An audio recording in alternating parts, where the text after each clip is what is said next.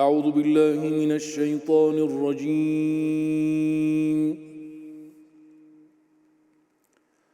بسم الله الرحمن الرحيم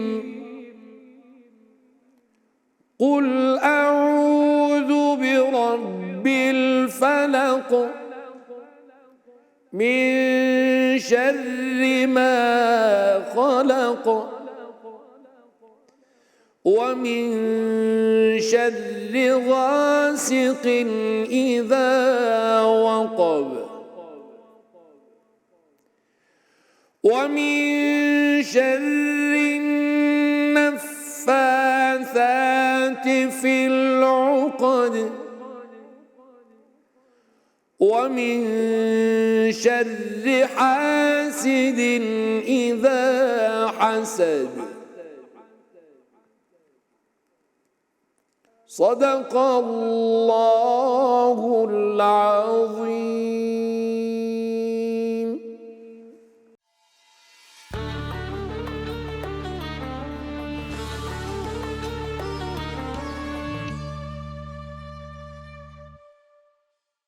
Bismillahirrahmanirrahim. Selam aleikum të nderuar shikues dhe mirë se erdhët në Fanar.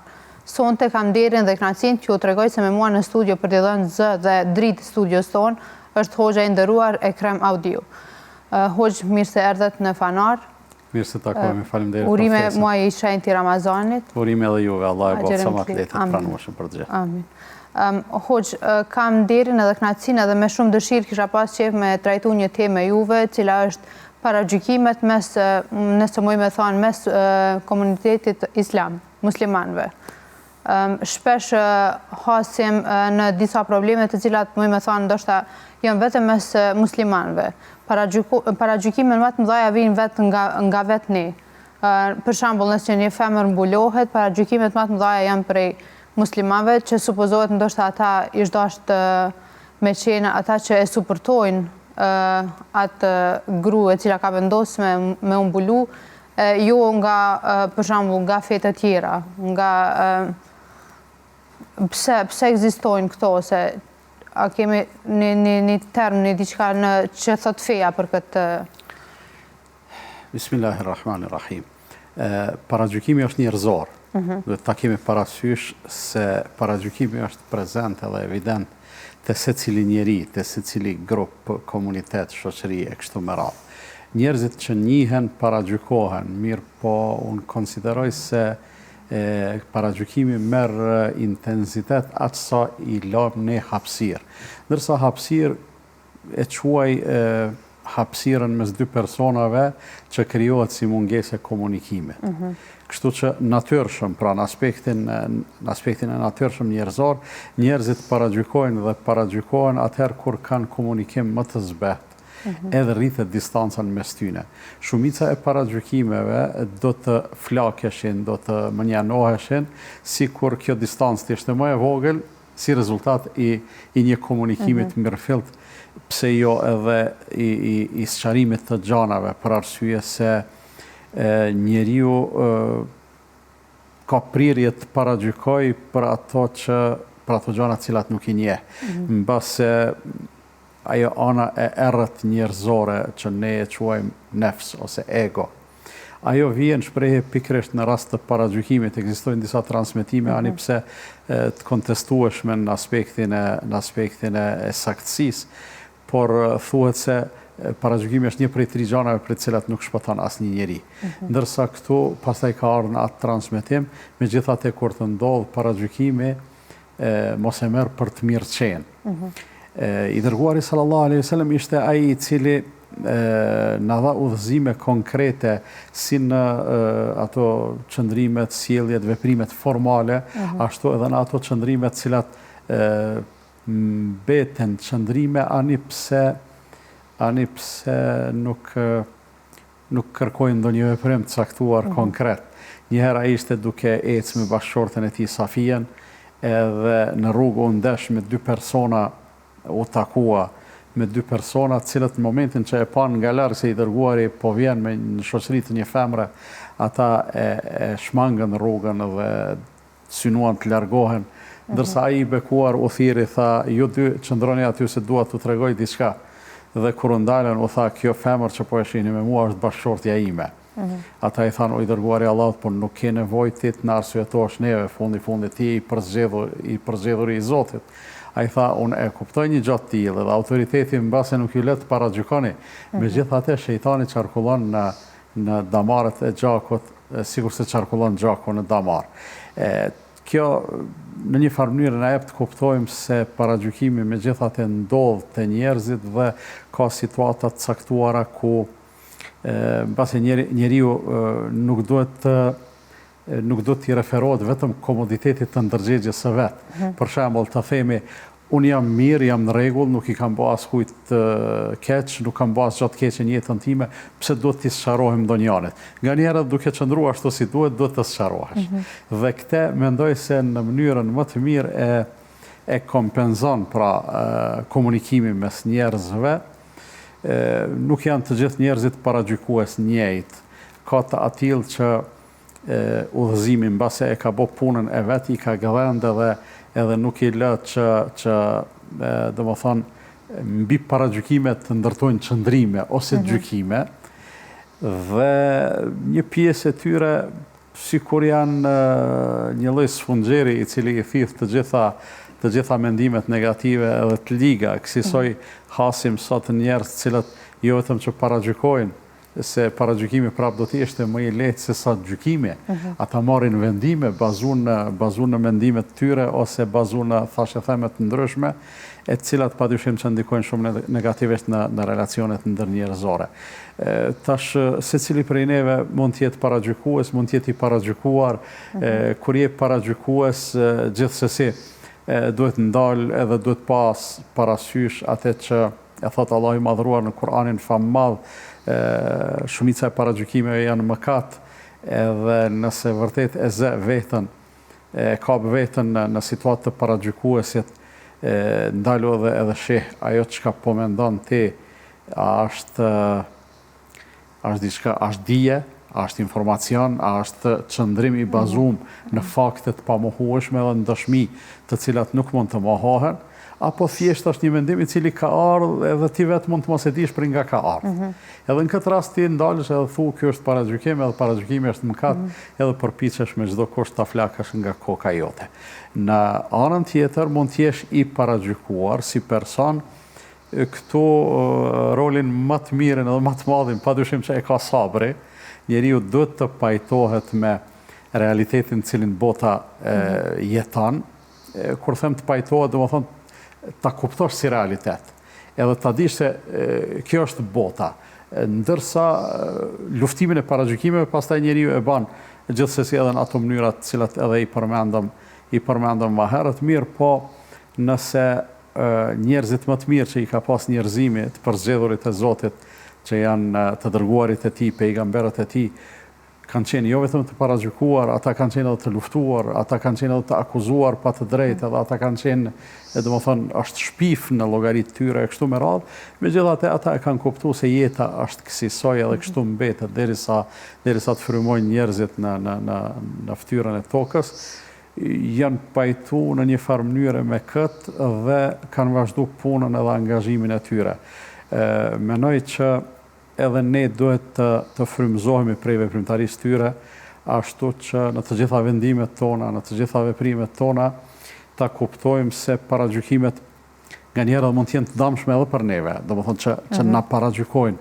Megjithatë dëmi është I kufizuar dhe nëse ne arrim që në një farë mënyre të ngritemi mbi nivelin e atij ambientit ku paragjykohet, mbi nivelin e atij ambientit ku bartën fjalë, ku shpifet, ku kështu me radhë, atëherë ne ngritemi dhe atëherë as paragjykimet, as fjalët, as shpifjet nuk na bëjnë dëm, për arsye se njerëzit dashakçinjt, ata që urrejnë, ata që paragjykojnë, mendoj se lufta më e mirë kundër tyre është me sukses. Me sukses domethënë duke arritur gjëra të dobishme në jetë. Fundja jeta e kësaj bote mbetet, dhe kjo botë në përgjithësi, mbetet arenë e konfrontimeve mes njerëzve, me fjalë, me grushta, me bryla, nganjëherë edhe me mendime, me ide, me paragjykime e kështu me radhë. fundja Zoti me gjithdijen edhe urtësinë e tij e ka kurdisën në këtë formë edhe ne nuk kemi hapësirë përveç se të pajtohemi me të. Hoxh, pse është kjo kaq luftë e madhe ndaj muslimanëve? Për shembull, në vendin tonë kemi edhe shoqëri të cilët i përkasin fesë katolike. Por nëse një grua e krishterë ka dëshirë që të bëhet motër ndere, edhe ajo e ka për obligim të vendosat mbulesën të cilës i takon, po asnjëherë nuk shohim që bëhen lajme ose çohet dikush edhe i gjykon ose bën diçka kundrejt tyre, sikurse nëse një motër muslimane vendos të mbulohet. Se ka shumë ka sulm vetëm ndaj fesë islame. Jetojmë një kohë kur qëndrimet, mos them armiqësore, për shkak se mund të tingëlloj si fjalë e rëndë, po jo gjithaq miqësore. Ndaj muslimanëve në përgjithësi, ndaj fesë islame, ndaj komunitetit musliman, këto qëndrime jo miqësore, jo gjithaq miqësore, janë bë pothuajse rregull i pashkruar. Pra mjafton për një armat njerëzish. Po flasim për vendin tonë, edhe pse në gjithë botën pothuajse gjanat kanë ndryshuar. Dhe fatkeqësisht kanë ndryshuar negativisht në llogaritë të drejtave të njerëzit, në llogaritë të humanizmit, në llogaritë të ndershmërisë, në llogaritë të korrekcisë dhe drejtësisë. Edhe ka si rrjedhojë e kësaj ka shumë inskenime, shumë insinuata, shumë shpifje, shumë gjykime të padrejta e kështu me radhë. Në vendin tonë, në nënqiellin tonë, megjithatë duke qenë edhe ne, si me thonë, frymor në epokën e globalizmit, jemi bë edhe ne në një farë mënyrë konzumues të gjithë atyne edhe informacioneve edhe dezinformatave. Jemi bë të varur nga, ose opinionet tona, qëndrimet tona janë bë të varura nga brumrat që gatuhen në kuzhinat të ndryshme. Po menoj të gjithë jetojmë këtu edhe nuk kemi pse e fshehim se situata është pikërisht kështu. Dhe për atë arsye pastaj vinë shprehje me një dozë të vërtetësisë edhe ato karikaturat i kemi pa në rrjetet sociale kohë pas kohe, kur dikush vrapon mas dy femrave të mbuluara dhe ju thotë, hej, ju nuk bëni me qenë të mbuluara se potencialisht mund t'jeni terroriste e të ngjashme, kur ato kthehen... Ose shkon në arabi, kjo është fjala që mas shumë jemi mësuar me dëgju. Po kur kthehen, tash po e komentoj karikaturën, e shes se nuk janë muslimane, janë motra ndere, thotë, më falni, se për juve nuk ka problem. Pra e shohim se një kategori e njerëzve të ne trajtohet në mënyrë të padrejtë gjithsesi, po shumë jo racionale, shumë të palogjikshme. Ne, për shembull, ajo ma e pakëndshmja që ndodh është i trumpetojmë shqiptarisë, kombëtarisë, patriotizmit e kështu me radhë, edhe një pjesë jo e vogël e njerëzve, madje disave edhe me ndikim, luftojnë pjesën më të madhe të pikërisht të këtij kombi dhe të këtij populli, pjesën fetare ose pjesën muslimane. Dhe në këtë rast e vrejmë se gjithë ato fjalë të mira që kanë të bëjnë me patriotizmin, me atë dhe dashurinë e kështu me radhë, ngelen fjalë të thata, fjalë shterpe pa bagazh praktik edhe pa bagazh në qëndrime. Çka duhet bëjmë ne? Zoti ka zgjedhur që ne të jetojmë në këtë vend. Zoti e ka zgjedhur për neve edhe identitetin tonë. Është fjala për identitetin kombëtar, etnik, racor, edhe kulturor edhe geografik që e kemi. Allahu ka vendosur për këto gjëra, edhe nuk kemi as edhe arsyen, po as edhe hapësirën më të vogël që të shprehim ndonjë revolt karshi kësaj. Pra duhet të pajtohemi edhe të ndihemi mirë.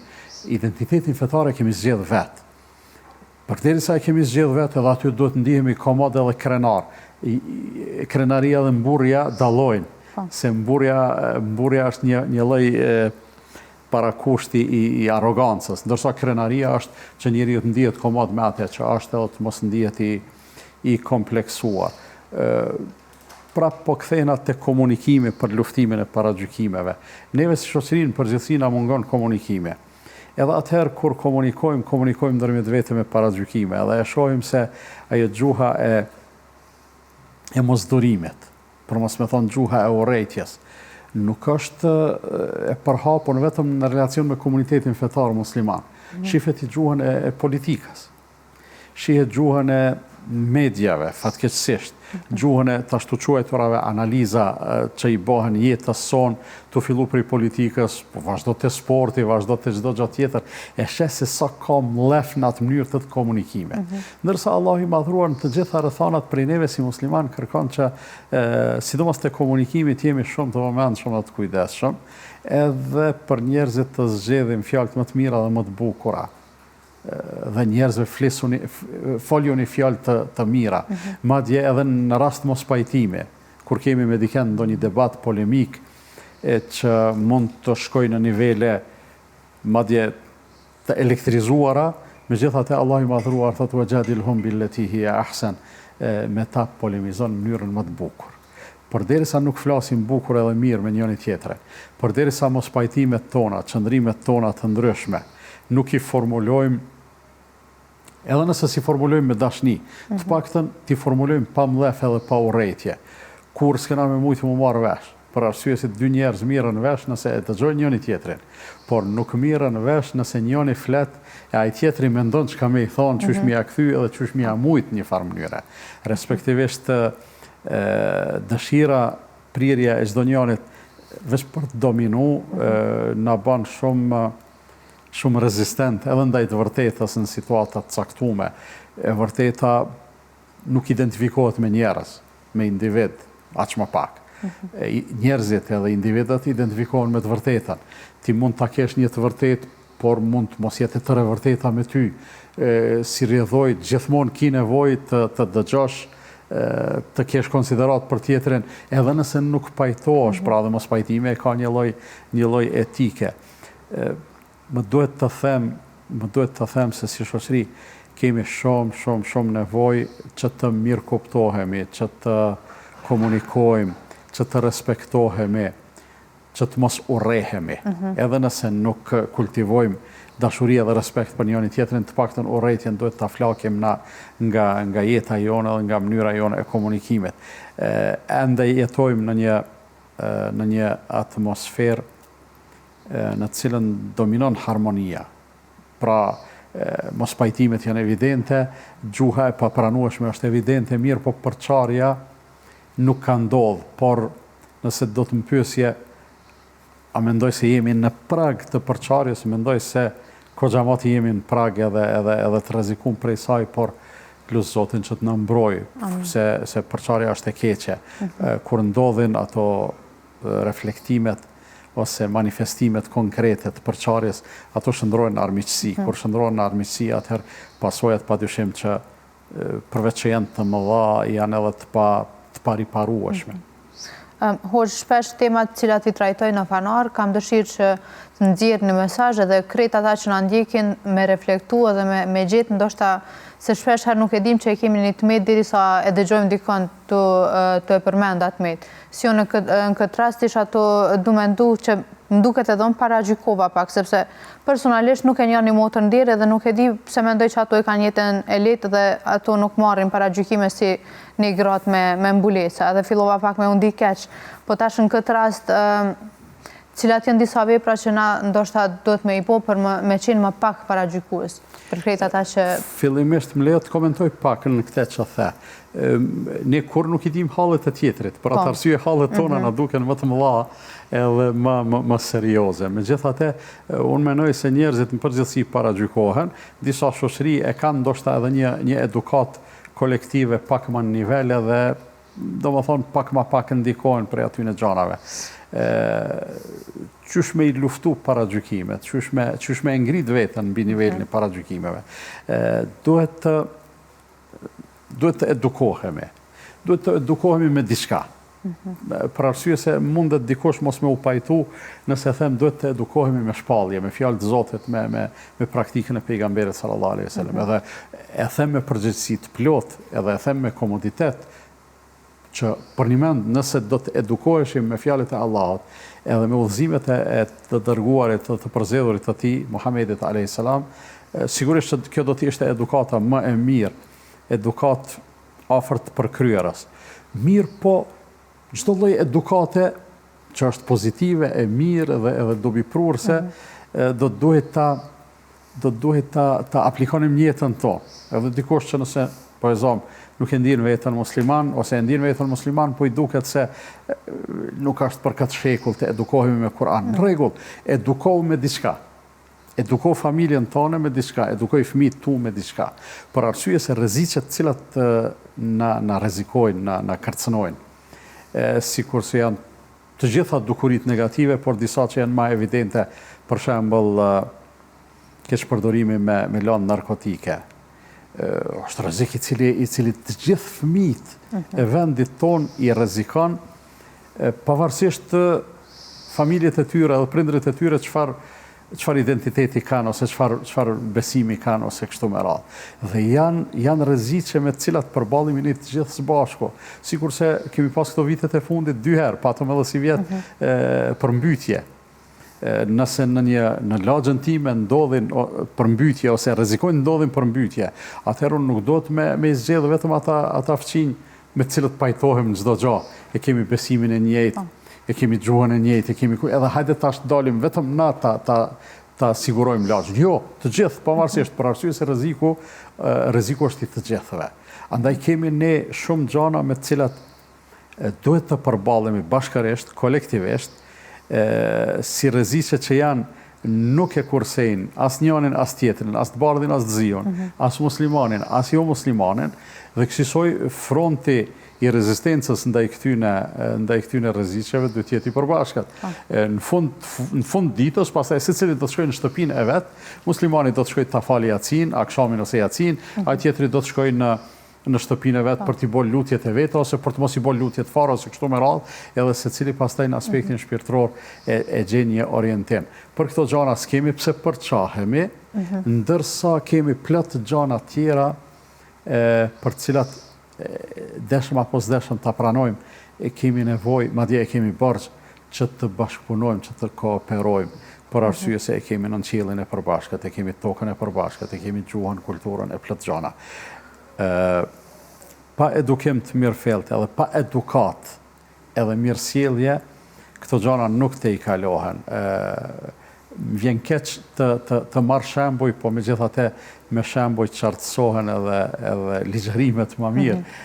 Shif komunikimin social që e kam fjalën për atë virtual, rrjetet sociale. Çfarë komunikimi i vrazhd, vulgar, plot fyrje, plot sharje, plot kështu me radhë, edhe nganjëherë ndodh nga njerëz të cilët ti mund t'i njohësh në jetën reale edhe e di se nuk janë të atill. Unë i njoh disa njerëz, personalisht i njoh, kur e shoh mënyrën se si komunikojnë në rrjete sociale, si komentojnë, si ofendojnë, çuditem them, a është e mundur që të jetë ky i njëjti apo mos janë dy të këtill që njërin po e njeh, njërin nuk po e njeh. E tash thirrja është thirrje arsyes, thirrje logjikës, thirrje ndërgjegjes, që të vetëdijsohemi edhe nëse e marrim për shembull udhëzimin kuranor, flisni fjalë të mira, ose i dërguari sallallahu alaihi wasallam që thotë kush e beson Allahun dhe botën e përtejme, le të flas mirë ose le të hesht. Nëse i marrim këto dhe themi, folni vetëm fjalë të mira, pa e cituar se është ajeti i Kuranit, ose fol mirë ose hesht. Ne mendoj se kemi motiv të fuqishëm që të edukojmë të gjithë me këto fjalë, dhe para se të shkruajmë një koment ose para se të publikojmë, të bëjmë një postim, të shohim ato fjalë që po dojmë me i folë, a vërtet janë të mira apo jo, a janë dobishme, se në radhë të parë ne jemi ata që ja shohim hajrin ose sherrin asaj që e themi, para se ta lëndojmë tjetrin ose para se ta bëjmë tjetrin të ndihet mirë. Shpesh herë ndoshta është mirë edhe me u nis prej vetes tonë. Para se me shtyp pullën aty enter, ndoshta është mirë me lexuar edhe një herë çka kemi shkruajt, edhe me vendosë veten në atë pozitë, qysh isha ndijone nëse dikush ma kesh thënë këtë gjë që unë po duam ja thon dikujt tjetër. Ndoshta edhe kjo kishte shërbyer pak ma shumë të secili prej neve. Jam shumë i sigurt se sikur ta vendosnim veten në pozicionin e tjetrit, shumë gjëra nuk do t'i banim. Shumë prej atyre që i bëjmë nuk do t'i banim, edhe shumë do që i lëm pa bë do t'i banim. Çfarë kuptimi? Shumë fjalë që mund të jenë ofenduese drejt për drejt ose tërthorazi, nuk do t'i flisnim ose nuk do t'i shkruanim, sikur ta qisnim, ta vendosnim veten në pozicionin e tjetrit. Po edhe shumë punë që nga njerë dikush ta kërkon një nder, ose një favor, ose një shërbim, ose një ndihmë, edhe ti sot jemi më pak solidar edhe më pak human, se sa atëherë kur i kemi pas punë të maligshtë edhe ekonomikisht edhe në shumë aspekte. Po mënej, atëherë ka pas varfëri, mirë po ka pas shumë solidaritet edhe humanizëm. Sot njerëzit si kur janë bo më të ngurtë në këtë aspekt. Për çfarë arsye? Për arsye se çdo njërin e shohin me paragjykim edhe me dyshim, edhe atë lypsin, edhe atë që mbase edhe mund tjetë hallegji i vërtet, mund tjetë nevojtari i vërtet. Kemi sot shumë rastet këtilla, mirë po se cilin sikur e shohim me një dozë dyshime. Ndoshta është mashtrues, po edhe po ti ishte mashtrues, është duke kërku ndihmë, edhe ty të kushton zemra me i ndihmu, e bën këtë punë për Zotin. Edhe nëse, hipotetikisht po them, është mashtrues, ti prap keme e fitu se vapin, e ke bo nderin, ti me shpirtin tanë je shumë mirë për shkak se e ke bo një bamirësi, edhe s'ke pse kthesh mrapa pastaj me bo investigime aty, a e meriton apo nuk e meriton apo kështu me radhë. Kështu që nëse vërtet e vendosim veten qoftë edhe për një çast, në vendin e tjetrit jam shumë i bindur se shumë gabimet cilat zakonisht i bëjmë nuk do t'i banim. Nga njëherë pikrisht kjo gatishmëria për me u vendosë në pozicionin e tjetrit, është e ngjashme edhe me atë që njeriu megjithatë e lyp një verdikt, ose një përgjigje, ose një fetva, ose një gjykim prej ndërgjegjës së vet. Edhe nëse këto dyja do të respektoheshin ashtu si duhet, jam shumë i bindur se shumë gjëra do të shkonin më marë edhe më mirë. Ndërgjegja është një mekanizëm interesant, është shumë edhe i fuqishëm, nëse e lëm me vepru gjithsesi, është edhe i fuqishëm, por edhe shumë pozitiv për arsye se ndërgjegja nuk mashtron. Dhe njeriu i cili është komod me ndërgjegjen e vet, nuk besoj që mund të ketë barë mëkatesh. Madje po marr guximin me thonë, edhe nëse ka gabu, nuk e ka bo me synim të gabimit, e ka bo me synim të bamirësisë. Mirë po ja që nuk ja ka qëllu, subonami. Funit ne në citatet tona, qofshin ato ajetet Kur'anit apo sqarime profetike, e kemi edhe atë mundësi që njeriu mundot me bo mirë, por gabon në këtë rast nëse e ka bo me vetdije të synimit të mirës. Allahu ka me shpërbly. Nëse synon të mirën e ja qëllon, ka me shpërbly dy fish. Dhe më thonë njeriu gjithmonë del fitimtar nëse ndërgjegjen e bën udhërrëfyes dë vetin, ndërsa gjithsesi edhe ndërgjegja nuk mund të funksionojë në mënyrë autonome dhe të pavarur me mësimet e shpalljes, funksionimi i saj pastaj bëhet i mrekullueshëm. Hoqë me qenë se i përmendet rrjetet sociale, paragjykimi e kuptuam që është mëkat. Po në fakt personi që po paragjykon ose po vendos me shoh një person, duhet ndoshta me qenë i vetëdijshëm që ti nuk po e lëndon vetëm personin të cilin ti po flet, sepse ai person ka edhe familjar, të cilët ndoshta vetë ti po e shoh një person, po ai si karakter është i fortë dhe bashkë nuk i bën përshtypje absolut çfarë ti ke thonë. Po janë familjarët ata të cilët i marrin pak më shumë afër zemrës edhe i lëndon më shumë se sa vetë personin cilin ti e ke shoh. Do me thonë, kjo paragjykimi është një farë zinxhiri që ti po e lëndon më shumë se një person. Është përgjithësi shumë e madhe dhe është një diçka e cila kohëve të fundit është të bërë e ka kalu çdo kufi për mendimin tim. Fjala, vetëm nëse e themi, ani pse të fjallën s'kemi mundësi me e pa. I dëgjojmë tingujt, njëherë i dëgjojmë, pastaj ato ngulitën mendjet tona dhe nuk kanë as jehon edhe çfarë ndikimi negativ kanë të tjetri, po në radhë parë çfarë ndikimi negativ kanë të ai që i flet, derisa janë jo të mira, për shkak se fundit tash detyrimisht duhet t'i qasemi nga këndvështrimi shpirtëror, nga këndvështrimi islam. Nuk ka asnjë fjalë cilën ne e flasim e që të mos jenë e ngjojt të gatshëm edhe vigjilent për ta regjistruar atë. Edhe ajo nuk kthehet mbrapa. Për atë arsye kanë thonë fjalën derisa e mbat ti. ajo është e jotja. Në momentin që ti e thua, ti pastaj je i saj. Për mirë do të shpërblesh, për keq ke përgjegjësi. Tash nëse një fjalë e thon që mbase shumica se kanë dëgju, pas ka mundësi me pas një ndikim kaq negativ. Paramendo fjala e shkruar që realisht ajo mbetet aty pastaj. Në murin tënd, e ke postu, e lexojnë me mija vetë. Të gjithë ndihen keq. Ndonjëri gjithsesi, ai personi i apostrofuar ose personi i shënjestruar, ai edhe sikur se thuti mund të mos i jap pas pare për atë punë, po lëndohen familjarët e tij, lëndohen ata që e duan, ata që kanë respekt për te. Sot jetojmë botën e fansave, followersave, të ndjekësve, e kështu me radhë, edhe pas të i fillojnë ato grindjet në një nivel tjetër. Edhe e keqja e ka të keqen, e keqja e tërheq të keqen pas vetës, dhe paramendon nëse do të me dalë në ditën e gjykimit para Zotit fuqiplot, edhe do të detyrohesh vetëm një personit vetëm me i lyp halal. Vesh një njeri e ke lëndu. Edhe me i lyp halal. Në ditën e gjykimit, a e din sa zor e ka i me ta bo halal për arsye se është kohë e kooperacisë në vlera edhe në sevape. Për atë arsye pejgamberi sallallahu alajhi wasallam ka thonë, merreni halalin derisa jeni në dunja, se në botën e përtejme është problem se njerëzit lakmojnë për sevapet tua ose lakmojnë me t'i ngarku ty gjunohet e veta. Kështu që vetëm me një njeri me pas punë, unë menoj se do t'ishte e mjaftueshme për me ushqetësu. Paramendo me pas punë, i kesha 10 njerëz, ose 100 njerëz, ose akoma më keq, me një njeri edhe mundesh me u konfrontu, edhe mundesh me e rregullu hesapin, me halallëk ose me çka do qoftë. Po çka nëse ke thonë,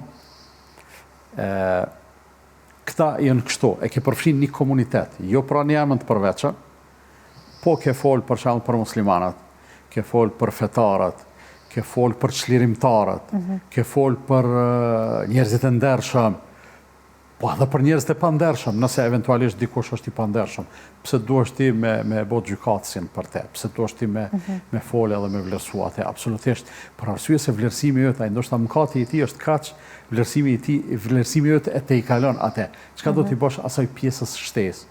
Ke hin gjuna, prap do të përballesh ti me atë person edhe do të përballesh me drejtësinë e Allahut fuqiplot. Andaj ne derisa insistojmë edhe si hoxhallar, edhe si këshillues, edhe si predikues, insistojmë që vërtet të kemi vëmendje, të kemi shumë kujdes për fjalët që i flasim, të zgjedhim ato me maturi edhe moto të jetës në këtë aspekt e kemi fol mirë ose hesht, paramendo sa serioze do duhet të ishte edhe është realisht thirrja që të kemi kujdes edhe kur shkruajmë, postojmë, publikojmë, nga se ato pastaj ngelen për kohë të gjatë. Na jemi dëshmitar që njerëzit nga njerë u binë mas fjalëve të veta. Një postim që e ka bo, e largon prej rrjeteve sociale. Po çka nëse dikush ja ka kap screenshotin? Ja thonë, ajo mbetet, nuk duhet jemi shumë komod, hajtë të qesim fjallën se masë i lypi halal, ose hajtë të shkruaj, të postoj, se pastaj kam me bot delete. Jo, nuk ndodha ajo, për arsye se pastaj ato me gjithat e kapën dikond edhe mbesin njolla në shpirtin tonë, në regjistrin e veprave tona, kur do dalim para Zotit fuqiplot, po mbesin njolla edhe në atë që do të duhet i ishte lavdia jonë, e që fatkeqësisht e shndrojmë në të kundërtën me gabimet këtilla. Hoxh, me qenë që jemi të paragjykimet, po du me ndërlidh pak në disa ligjeratat, disa hoxhallarëve, për shembull tash në rrjetet sociale dalin video hoxhallar drejtu grave. Oj motra bën këto, vjen burri prej punës, ti nuk qohesh prej vendit, ose hipotetikisht po e them këto. Po sulmohen shumë edhe e kanë kritikat më të mëdha ndaj grave. Për mendimin tem, jo pse unë e gjej veten në ato video, po mendoj që shumë shpesh, ndoshta edhe pak pa vend, sulmohen mas shumë t'i gratë dhe që nuk e kam arrit hala me kuptu pse, se për mendimin tem çdo grua dhe çdo sjellje e grusës është pasqyrë e veprimeve të burrit të saj. Sepse nuk mendoj që një gru ka ndonjë interes me nda prej familjes vetë, me shku me një familje të re edhe me pas jetën luft me burrin e vetë, kur ti e ke pas një rahati shumë të mirë, ndoshta te prindët e tu, edhe tash po shkon në një vend tjetër për e synon me pas njëjtën rahati dhe të njëjtën jetë veç ndoshta edhe ala më mirë. Tash po nëse të qëllon një burr i cili ndoshta bën zhurmë dhe diçka te mandej instinktivisht e ndjen nevojën për më u revoltu pak. E tash për shembull pse nuk ka më shumë ligjërata drejtuar burrave, më ju thonë që ndoshta edhe jo është mirë me i kontrollu pak emocionet e juve, veprat e juaja që mandej edhe gratë jemi edhe si natyrë ma e butë edhe momentin që e shet dikon të usilë pak ma bot, pak ma mirë, instinktivisht t'i kemi usilë hala ma mirë se sa që sillet burri ose kush do tjetër tash kundrejt teje. Nuk e di sa kam të drejt, por ka pak më dhamin, kështu kur isha, thëmë po pse veç gjithmonë ligjërata vetëm për gra. Hala një herë nuk e kom pa një ligjerat drejtuar burrave, kujdes, qysh po silleni ose Shef, kur thu... Pa do ashtë me egzageru ose... Pa do ashtë me përgjithsu, veç me përgjithsu, mos përgjithsa. Kur thu sulme më tepër ndaj grave, njerëzit, ata që sulmojnë... S'po dia, a hynë edhe kjo në atë temen që veç ishëm të trajtu të paragjykimet. Ndoshta pse gratë paragjykohen ma shumë? Njerëzit, ata që sulmojnë, e kryesisht kur sulmojnë pa drejt, ata sulmojnë ku e gjojnë ma botë. Kështu që në të gjitha thirrjet tona si hoxhallar, le të jenë ato këshilla ose sharime ose ligjërata, ne u drejtojmë të dy gjinive, mirë po nga njerë problemet janë pak ma specifike dhe skeqare pa ju drejtu për shembull grave, edhe skeqare pa ju drejtu burrave. Personalisht kom majt ligjërata fetare, puro fetare, ka ma tepër se 10 vite, në xhamin ku shërbej si imam edhe sot, edhe ka qenë një seri e ligjëratave në 3 tema boshte. Obligimet të bashkëshortësia ishte fjala, obligimet e burrit ndaj gruas. Pastaj obligimet e gruas ndaj burrit. Tema e dytë boshte, edhe tema e tretë obligimet e përbashkëta, aty ku ka reciprocitet. Edhe ma tepër se një herë ju kom thonë, duke qenë se në audiencë ka pas edhe burra edhe gra, ju kom thonë, ju kësha lutë që fjallët e mija mos me i marë si shpata ose si armë, kur shkoni të shpia ju me urejnër, me veti me thonë, me i thonë burri grus, a nive qka tha hoxha, ose gruja me i thonë burrit, a nive ti qka tha hoxha. Në të gjitha këto, pa dyshim që edhe këshillimi duhet jetë i matën. Nëse duhet ta trajtojmë një të i kalim, mos them një dukuri negative, duhet ta të i kalojmë me maturi. I dërguari sallallahu alaihi wasallam, kur i këshillonte njerëzit, edhe kur kishin gabu, e bante në atë mënyrë që nuk lejonte në asnjë mënyrë që gabimtarit të ndihet keq. E aq më pak nuk përgjithsonte pejgamberi sallallahu alaihi wasallam. Unë menoj, nëse janë në një vend 10 persona, 9 ka gabu, 1 s'ka gabu, është më mirë ta trajtojmë problemin individualisht se sa të përgjithsojmë, ani pse mund të thot dikush, po 90% që aty në njerëz, po jo. Mos të flasim marë nëse një njeri ka gabu, ata 9 s'kan gabu. Në përgjithsimi është i pavend, e para, dhe e dyta, këshillat tona nuk duhet të dalim prej nivelit të qenit këshilla, për arsye se nëse bëhemi, shef, ekziston një kufi shumë i hollë, nga njëri pavrejtshëm mes këshillës dhe gjykimit. Tash mund t'je thush një njeriut, ta bësh këtë punë është mëkat, ta bësh këtë punë është keq. Mbase kjo punë edhe mund t'a dërgoj ndonjërin në zjarr të xhehenemit. Krejt këto, kemi argumente fetare dhe ajete dhe hadithe për këtë punë. Mirë po, ekziston kufini i hollë që njeriu mund ta te i kaloj me një hap, edhe ta marrë rolin e gjykatësit. Ti që e bën këtë punë, je të bo punë shumë të keqe, kjo ndikon të ti kështu, kjo të bën ty keqbërës, të bën kriminal, kështu, edhe ti do të përfundosh në xhehenem. Dallimi është shumë i madh, ani pse me një hap të i kalohet ky nivel. Unë menoj se ka, bile konsideroj se shumica e ligjëratave u drejtohen burrave. Vetë personalisht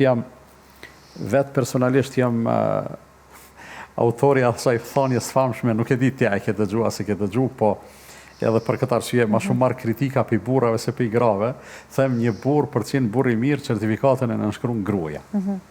Edhe kjo është një realitet i pamohshëm, se vetë pejgamberi sallallahu alaihi wasallam ka thonë, më i miri për juve është ai që është më i mirë me gruan e vet, me bashkëshortën e vet, ai që është më i mirë në familjen e vet.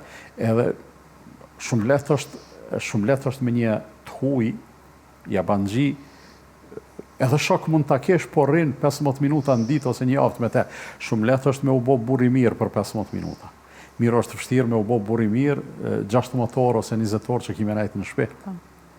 Kështu që unë mbetem as për me mbrojt veten, as kolegët e mi, po vërtet këshillat tona janë të drejtuara ka dy gjinit. Në situatat caktume mund të jemi subjektiv për shkak se jemi burra dhe mbase nuk e kuptojmë se mirë po nëse shërbehemi me ato udhëzime që na i ka dhënë pejgamberi sallallahu alaihi wasallam, atëherë s'ka dyshim se kur s'kena me gabu. Mund të mos e kuptoj natyrën e gruas, por nëse sillim shumë ka mësuar pejgamberi sallallahu alaihi wasallam, nuk do të gaboj. Hoq, kur muhabeti është i mirë edhe koha ikën pa e vrejt, edhe na kështu arritëm në fund të emisionit. Faleminderit edhe një herë që ishit dritë për emisionin ton.